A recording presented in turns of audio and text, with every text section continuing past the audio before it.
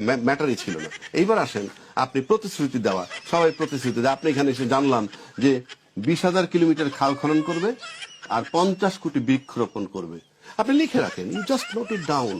দেখি আদৌ বাস্তবসম্মত কিনা। আমি ইতিমধ্যে ক্যালকুলেট করলাম, 20,000 কিলোমিটার খাল খনন মানে যদি 5 বছর মেয়াদ পান, নাকি 5 কোটি, আপনি ভালো করে দেখেন 50 কোটি।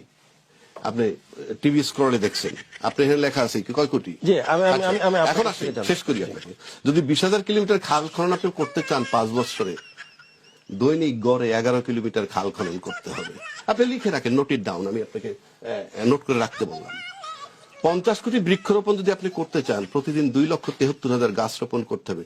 লিখে রাখেন, দেশটাই তো থাকবে না। 20,000 কিলোমিটার খাল খনন করলে সব নদী।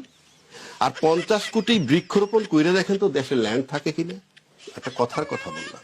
সুতরাং আপনি মানে সবকিছু ভায়াবল, বাস্তবসম্মত, গ্রহণযোগ্য হতে হবে। আমরা হতাশ হচ্ছি প্রতিদিন। এখন যদি বলেন আপনি হতাশ হলে কি আসে যায়, কিচ্ছু আসে যায় না।